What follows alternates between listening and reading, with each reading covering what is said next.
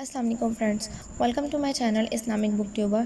آج کی ہماری بک ہے ہدایت کے چراغ، ٹاپک حضرت آدم علیہ السلام۔ تو چلے اسٹارٹ کرتے ہیں۔ خلافت عرضہ، خلیفہ اپنے حاکم کا نائب اور وکیل ہوتا ہے۔ اللہ تعالیٰ نے جب اپنا نائب اور خلیفہ بنانے کا ارادہ کیا اور حضرت آدم علیہ السلام کی شکل میں اس کو صورت دینا چاہی تو فرشتوں کو اطلاع دی کہ میں زمین پر اپنا نائب اور خلیفہ بنانا چاہتا ہوں جو میری مرضیات کو زمین پر نافذ کرے گا اور زمین کا وہ مالک بھی ہوگا، اس میں میرے امر و منشا کے مطابق حکومت قائم کرے گا۔ اس اطلاع پر فرشتے حیرانی ظاہر کرنے لگے۔ حیرانی کی وجہ غالباً یہ تھی کہ زمین پر خلافت کی ضرورت آخر کیوں محسوس کی گئی؟ مخلوق تو ہم بھی ہیں، کسی دوسری مخلوق کی پیدائش کیا ہماری نااہلی کے سبب سے تو نہیں ہے؟ اس سے قبل جنات بھی تو تھے جن کی سرکشی اور بغاوت کی وجہ سے انہیں دور دراز علاقوں میں مقید کر دیا گیا۔ اب جو مخلوق پیدا ہوگی ظاہراً اس میں خیر و شر ہوگا، کیونکہ خیر مقصد تو ہم ہیں ہی۔ ایسی مخلوق سے فتنہ و فساد کی توقع ممکن ہے۔ کہنے لگے پروردگار، ایسی نئی مخلوق سے اگر تیری تسبیح و تقدیس، تحلیل و تکبیر مقصود ہے تو یہ منصب ہمارے لیے زیادہ مناسب ہے، کیونکہ ہم ہر لمحہ تیری تسبیح اور تقدیس بجا لاتے ہیں۔ خدایا کہیں ایسا نہ ہو کہ یہ نئی مخلوق زمین میں خرابی اور خون ریزی برپا کر دے۔ اے میرے پروردگار، تیرا یہ فیصلہ سر آنکھوں پر، لیکن اس کی آخر کیا حکمت اور مصلحت ہوگی؟ خدایا اس کو ہم جاننا چاہتے ہیں۔ بارگاہ الہی سے انہیں اولاً یہ ادب سکھایا گیا کہ مخلوق کو خالق کے معاملات میں دخل دینے کا کوئی اختیار نہیں جب تک کہ حقیقت سامنے نہ آ جائے، زبان بند رہنی چاہیے۔ پھر اللہ تعالیٰ نے اپنا حاکمانہ جواب اس طرح دیا، جو حقیقت تم نہیں جانتے میں اس کو جانتا ہوں۔ فرشتوں نے یہ جواب سن کر سر تسلیم خم کر دیا۔ قرآنی مضمون، سورۃ بقرہ کی آیت نمبر 30 میں کچھ اس طرح سے بیان کیا گیا ہے۔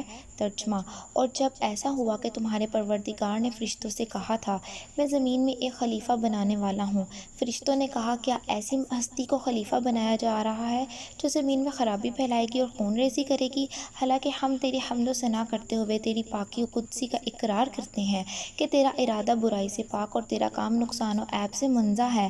اللہ نے فرمایا، میری نظر جس حقیقت پر ہے تمہیں اس کی خبر نہیں۔ اقرار و تسلیم۔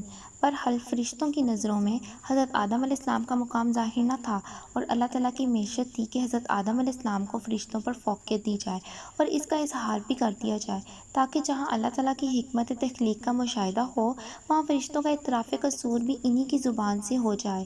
اس لیے حضرت آدم علیہ السلام کو اپنے صفت علم سے کچھ حصہ عطا فرما دیا، جس کو قرآنی زبان میں علم اسماء کہا گیا ہے۔ یہ علم کن چیزوں کا تھا؟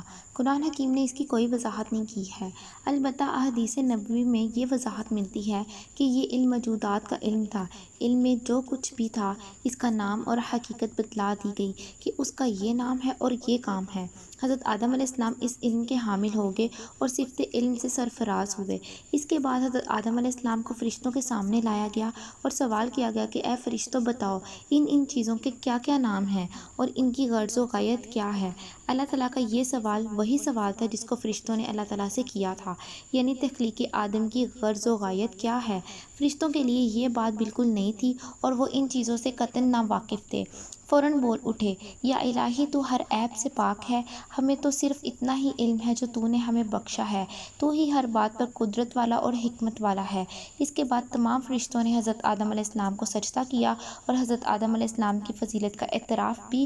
فرشتوں سے یہ اعتراف کروانا ویسے بھی بغیر کسی حجت اور آزمائش کے ممکن تھا، لیکن یہ بات سوال و جواب کے حدود میں آ گئی تھی، اس لیے حضرت آدم علیہ السلام کی فضیلت کو دلیل و برہان سے واضح کر دیا۔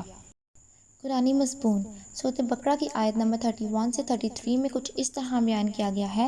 ترجمہ: اور اللہ نے آدم کو ساری چیزوں کے نام سکھا دیے، پھر انہیں فرشتوں کے سامنے پیش کیا اور فرمایا، اگر تمہارا خیال صحیح ہے کہ کسی خلیفہ کے تقرر سے انتظام بگڑ جائے گا تو ذرا ان چیزوں کے نام بتاؤ۔ فرشتوں نے عرض کیا، عیب سے پاک تو آپ ہی کی ذات ہے، ہم تو بس اتنا ہی علم رکھتے ہیں جتنا آپ نے ہم کو دیا ہے، حقیقت میں سب کچھ جاننے اور سمجھنے والا آپ کے سوا اور کوئی نہیں۔ اللہ نے آدم سے کہا، اے آدم، تم ان چیزوں کے نام انہیں بتاؤ۔